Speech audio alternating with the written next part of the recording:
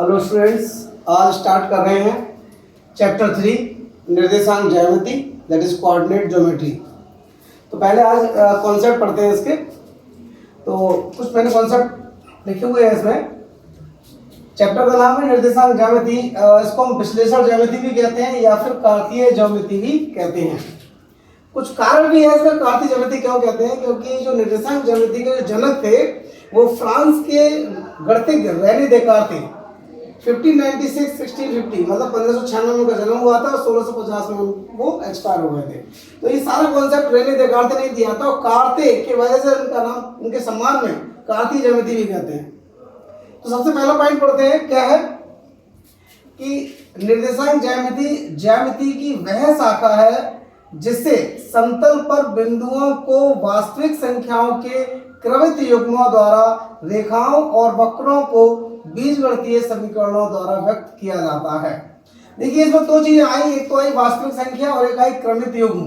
तो वास्तविक संख्या आप जानते हैं परमेय और अपरमेय संख्याओं को मिलाकर वास्तविक संख्या बनती है और क्रमित युग्म के बारे में मैं अभी आपको डिटेल में बताने वाला हूँ। चलिए सबसे पहले आप इसका दूसरा पॉइंट पढ़ते हैं। एक तल में एक बिंदु का स्थान निर्धारण करने के लिए दो लंबिक रेखाओं की आवश्यकता होती है। ये दो बार लिख दिया है, एक ही बार लिखना है आपको, जिसमें एक क्षैतिज होती है और दूसरी ऊर्ध्वाधर होती है। आप देखिए ये मैंने दो रेखाएं बनाई हैं इसमें, एक तो ये क्षैतिज रेखा है और एक ये ऊर्ध्वाधर रेखा है।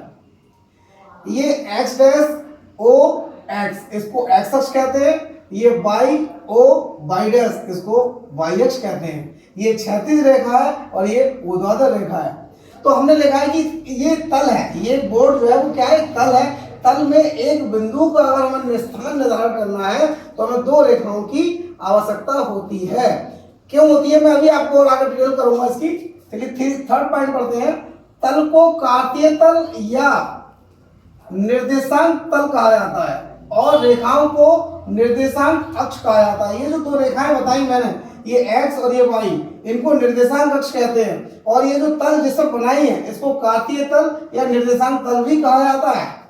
देखिए नंबर 4, क्षैतिज रेखा को x अक्ष और ऊर्ध्वाधर रेखा को y अक्ष कहा जाता है। ये जो क्षैतिज रेखा है इसे हम कहते हैं x अक्ष और ये जो ऊर्ध्वाधर रेखा है इसको कहते हैं y अक्ष। आगे पढ़िए नंबर 5, निर्देशांक अक्ष को तल को चार भागों में बांट देते हैं जिन्हें चतुर्थांश कहते हैं। ये जो दो अक्ष बताएंगे हमने, एक क्षैतिज और एक ऊर्ध्वाधर, इस दो रेखाओं ने इस तल को चार भागों में बांट दिया। आपको चारों भाग दिख रहे हैं, एक भाग यह है, एक यह दो और एक यह तीन और एक यह चार। इस पहले भाग को हम प्रथम चतुर्थांश कहते हैं। अब इसके बाईं तरफ चलना शुरू कर दो। इसके बाद दूसरे नंबर पे द्वितीय चतुर्थांश है, ये तृतीय चतुर्थांश है और ये चतुर्थ चतुर्थांश है। ये चार चतुर्थांश बन गए हमारे। और नंबर 6 देखिए आप, अक्षों के प्रतिच्छेद बिंदु को मूल बिंदु कहा जाता है जिसे O से प्रदर्शित करते हैं तथा इसके निर्देशांक 0 0 होते हैं।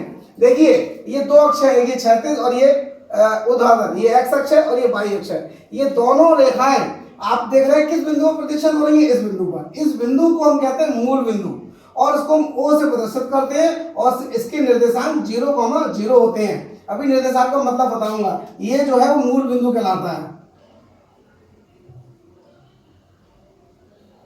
आगे बढ़ते हैं।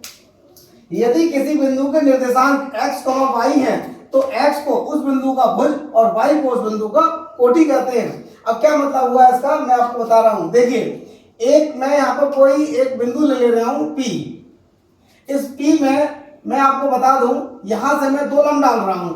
एक x अक्ष पर लंब डाला मैंने और एक डाला y अक्ष से भी लंब डाला। देखिए ये वाली दूरी हम मान ले रहे हैं x, ये x हो तो ये भी x होगी और ये जो दूरी है इसको मान ले रहे हैं हम y, ये वाली, और ये y है तो ये भी y होगी। तो इसको बिंदु मान ले रहे हैं, ये वाला बिंदु मान ले रहे हैं m और ये वाला बिंदु मान ले रहे हैं n। तो तब इस P बिंदु के जो निर्देशांक होंगे वो होंगे x, y। आप ये देखिए कि इस P बिंदु को हमें जाना है और O से चलना है। तो O से पहले x अक्ष पे हम चलेंगे x और y पे चलेंगे y, तो इसलिए इसके निर्देशांक x, y हो गए। ये निर्देशांक कहलाते हैं x, y। और अभी मैंने आपको बताया कि x को उस बिंदु का भुज कहते हैं और y को उस बिंदु का कोटि कहते हैं। तो ये x भुज है और y क्या है, कोटि है। और ये p x, y जो है इस बिंदु के निर्देशांक हैं। और मैं बात कर रहा था यहाँ पे सबसे पहले कि क्रमित युग्म, तो इसको हम क्रमित युग्म भी कहते हैं x, y को, क्योंकि क्या है ये दो है इसमें, तो इसलिए युग्म हो गया। और क्रम इसमें है पहले x से बाद में y होती है, क्रमित युग्म कहलाता है।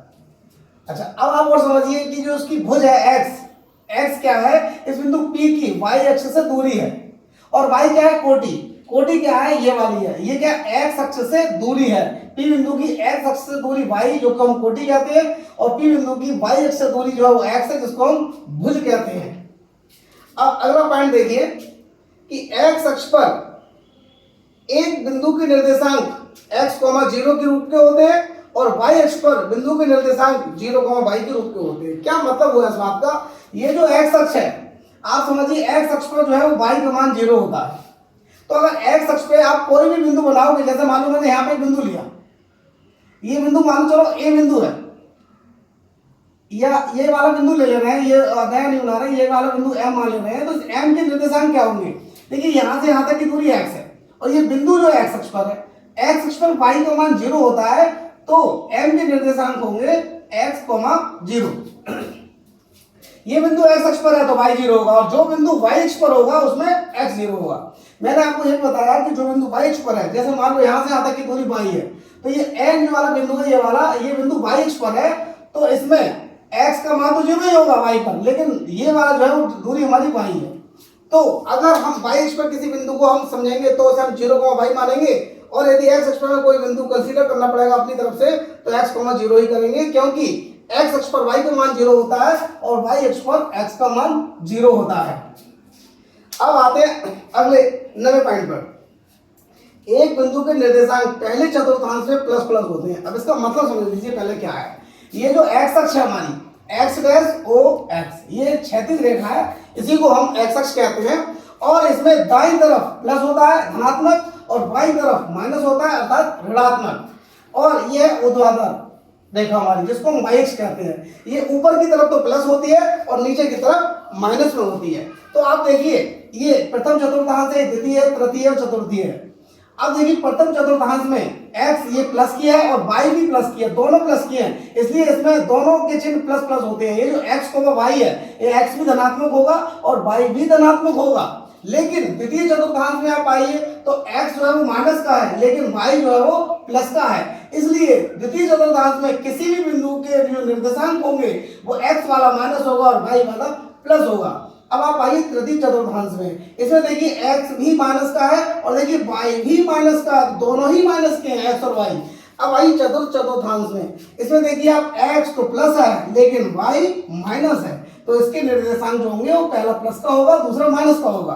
तो इस तरह से हम प्लस माइनस की सहायता से बता सकते हैं कि कोई भी बिंदु किस चतुर्थांश में है। जैसे मैं आपको बता रहा हूँ, ये मैं मिटा दे रहा हूँ थोड़ा सा समझाने के लिए, ये सब आपको मैंने समझा दिया है। देखिए जैसे मैंने आपसे कहा कि कोई बिंदु है मान लो 5,3, तो ये बताओ ये किस चतुर्थांश में है। तो आप देखोगे कि 5 भी प्लस का है और 3 भी प्लस का है, और दोनों ही प्लस के किसमें होते हैं, प्रथम चतुर्थांश में। तो फिर ये वाला जो बिंदु है वो किसमें होगा, प्रथम चतुर्थांश में होगा। अब आप देखिए दूसरा, मान लो मैंने कहा कि यही बिंदु मैंने -5,3 कहा, इसमें x वाला तो माइनस का है लेकिन y वाला प्लस का है, अर्थात माइनस प्लस किसमें होगा, द्वितीय में। तो फिर ये किसमें हो गया, ये हो गया द्वितीय चतुर्थांश में। अब मैं आपसे कहूं कि ये बताओ 5,-3, इसमें x वाला तो प्लस का है लेकिन y वाला माइनस का है। ये पहले दोनों माइनस के देख लो। अब दोनों माइनस के होते हैं तो ये कौन से में होगा, तृतीय चतुर्थांश में होगा। तो हम कह देंगे कि भाई ये जो बिंदु है वो तृतीय चतुर्थांश में है। अब मैं एक बिंदु ले रहा हूं 5,-3, इसमें x वाला प्लस का है लेकिन y वाला माइनस का है। तो जब पहला प्लस और दूसरा माइनस होता है तो वो किसमें होता है, फोर्थ में, अर्थात चतुर्थ चतुर्थांश में होता है। तो इस तरह से हम किसी भी बिंदु की सहायता से किसी भी बिंदु को देखकर हम बता सकते हैं कि वो कौन से चतुर्थांश में है। अब आगे देखिए लास्ट पॉइंट 10वां, हमने कहा कि यदि x बराबर नहीं है y के, तो एक्स वाई बराबर नहीं होगा वाई एक्स।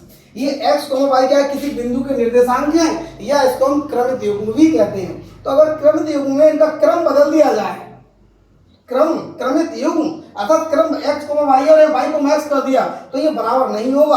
अगर x और y बराबर नहीं है तो ये दोनों भी बराबर नहीं होंगे, और अगर x और y बराबर हैं तो ये दोनों भी बराबर हैं, अर्थात x और y का क्रम बदलने से उस पर कोई फर्क नहीं पड़ेगा। लेकिन अगर x और y बराबर नहीं है तो फर्क पड़ जाएगा, तब वो बराबर नहीं होगा।